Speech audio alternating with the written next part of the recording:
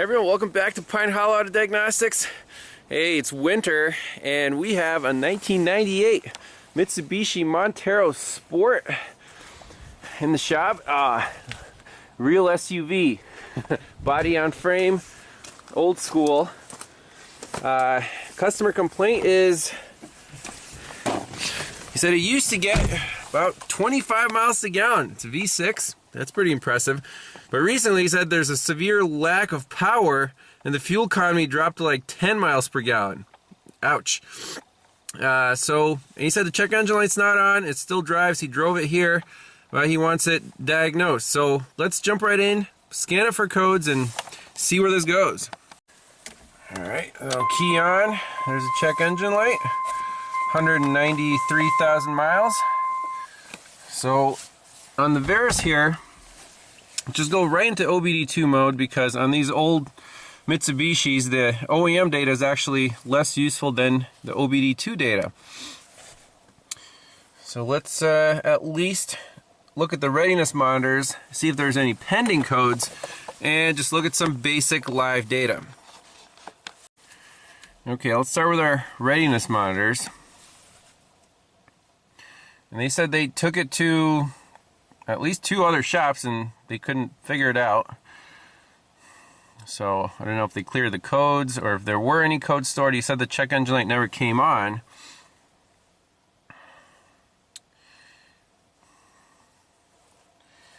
And these old, late 90s cars, the OBD2 data isn't very fast. So let's see here. Catalyst not complete, evap not complete, O2 sensor heater not complete, and O2 sensor and EGR not complete. So a lot of incomplete monitors. Interesting. Just check trouble codes. Alright, well, no codes present. Just like the owner said. Jump right into our data stream.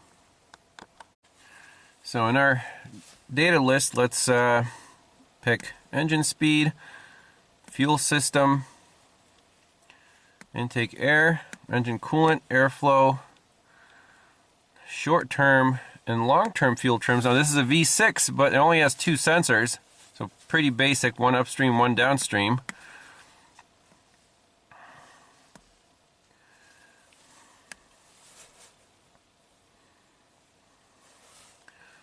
So let's just look at the O2s here, and then once it goes into closed loop, we'll see what the fuel trims are, see how this thing runs. So start up. Starts up fine. It's a little shaky. You can see the data transfer rate is very slow, about 1 data point per second.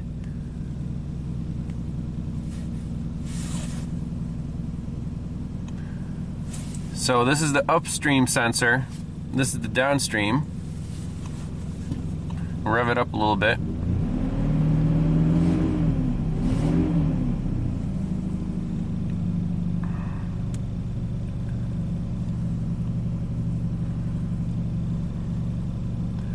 Engine coolant temp is rising. The downstream sensor seems to be waking up. 0.1, 0.2 volts. The upstream sensor, however, is just flatlined low. That's already an indicator of a possible problem with the upstream oxygen sensor.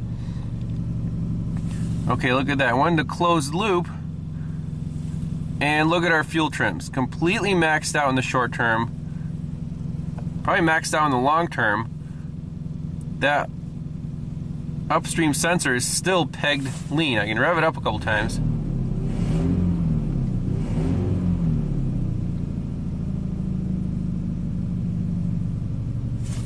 It ramps up that short term all the way, so I think we're on the right track here. Let's find this upstream sensor and unplug it, see what the voltages are. It might be as simple as a bad O2 sensor upstream. I would not be surprised. This thing almost stalled out. It doesn't have any power. Downstream sensor high, upstream sensor peg low. That's definitely our problem. Let's try to pull it in the garage. So under the truck, I located the upstream O2 sensor right in front of the cat. Got it unplugged. And first thing, I want to check the resistance of the heater circuit. It's 14 ohms, so the heater's not burned out. And then I have a test light connected to the 2 heater pins on the harness side, so when we start the truck, that test light should flash. I just want to verify that the heater circuit control is working fine. Alright, here we go. Let's start up the truck. Yes, the heater's on. Awesome. I also want to see on the current data what the O2 sensor shows when the sensor's unplugged. So with the sensor unplugged, the upstream is showing 0.04 volts. So I want to do a bypass test with a test light and try to pull this up to ensure wiring integrity for the signal and the ground wires. Okay, so now I have a power and ground here on the Power Pro extension, and our test light works, so we have both good power and ground. So now what I want to do is, this is the ground. The test light from battery positive. If this finds a ground, test light should light up. Now I got the 2 pins connected. So one of them should be a ground and the other one should be,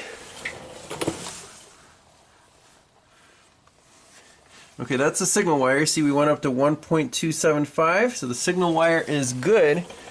And the second one should just light up the test light to verify a good ground on the sensor. And it sure does. We're done. We need one O2 sensor on the upstream. Guaranteed. That's the way to check an oxygen sensor both on the heater and the signal side. No guesswork. So let's get one and pop it in, see how this thing runs. And keep in mind, it was running rich for so long, it will need new engine oil and filter. Alright, back to the Mitsubishi Montero Sport. The parts store sent us an oxygen sensor. Now I ordered a Denso, and I got a Walker. A little disappointed, but looking at these, they look identical, except for the pigtail is just a little bit longer. The connectors are exactly the same. So on Walker's, on the Rock Auto, Walker says they use OEM sensors and they just rebadged them, so I think this is a Denso unit, even though it's stamped, is just stamped assembled in the USA, and this one says Denso. So let's pop this guy in, fire up the Verus, take this thing for a test drive. Alright, we're in OBD2 mode. Even though we don't have any codes, I'm just gonna say clear emissions related data to clear the fuel trims and everything, and then we'll jump into the live data stream and see how fast this new oxygen sensor heats up. Alright, here's our live data. Let's start her up. Back it out, take it for a little test drive, clean out the spark plugs, and then change this oil. The oil smells like gasoline. Very diluted.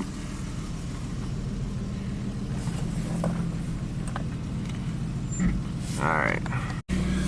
Well, less than a minute after startup, bank 1 sensor 1 is alive. Most excellent. And it still says open loop, so give it a little gas.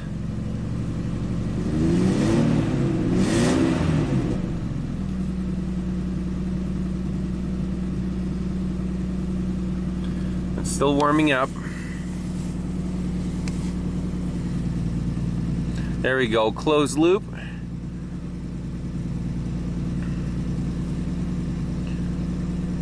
And look at our short-term fuel trim is -10 and long-term is 12.5.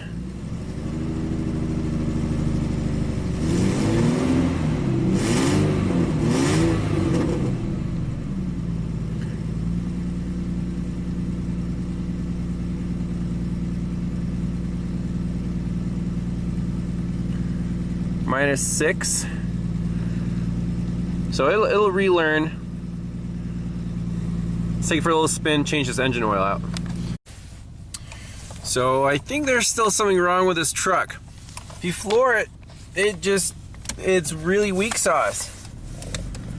Let's do a little acceleration here. So I'm flooring it right now.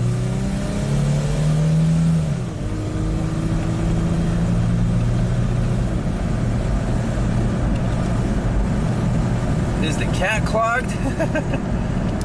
Or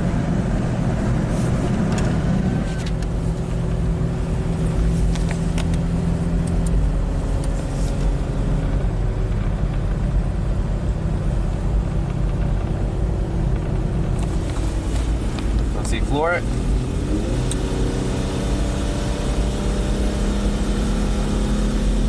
Definitely has an exhaust leak.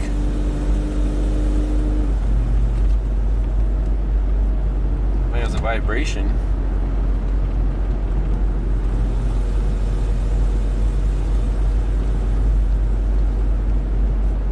I'll take it around the block, see what it does.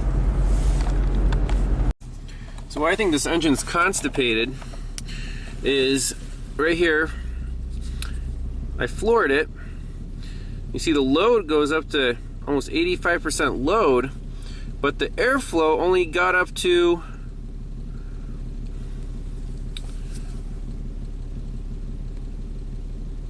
let's see here, that peak, about 80 grams per second on a 3-liter V6 fully floored.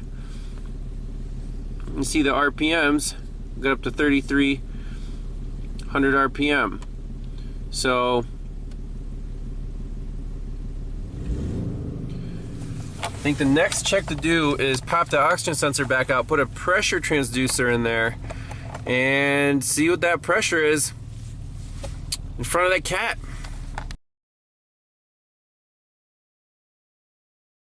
So the quickest way to adapt a pressure transducer to an oxygen sensor bunghole, I like to use one of these defowlers and screw it right onto a compression hose. So we don't want this O-ring to melt, so this will provide a little heat barrier.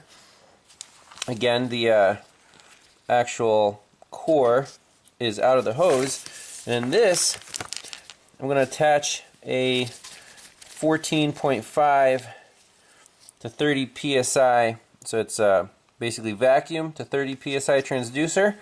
Now this is available in my homemade kit, which I have not put together yet. I know there are a lot of people on the waiting list. That's a work in progress. So I'll put a link in the description when you go to my website and fill out a request form.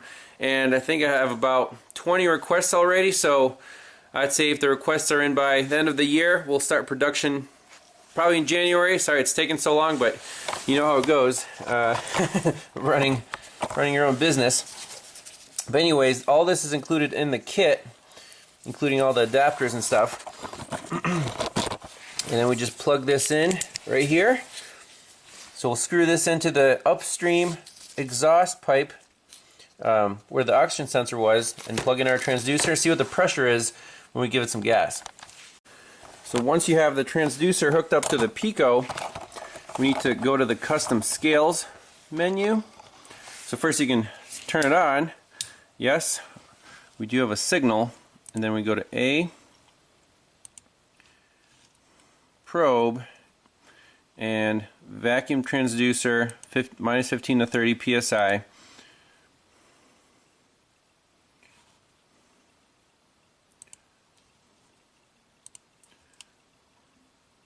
That one right there.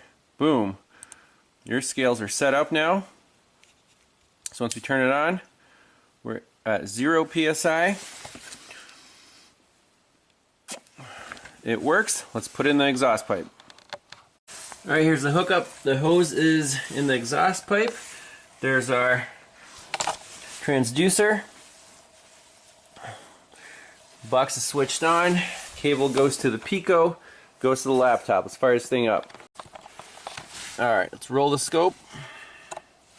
We're at 0 psi. Start it up.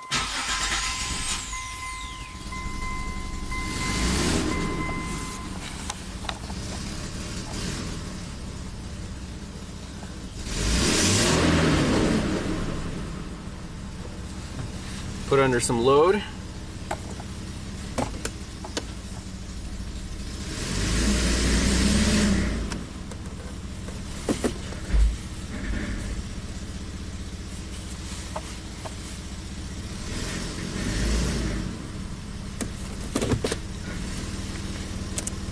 Well, maybe it's not a clogged cap.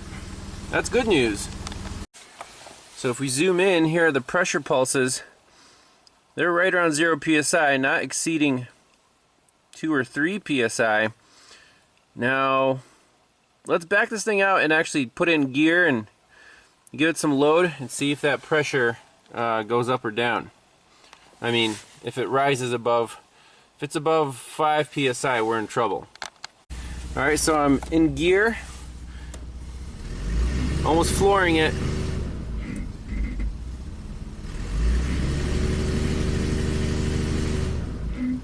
I'm not going above 3 psi. Huh, not a clogged catalytic converter. What else could it be?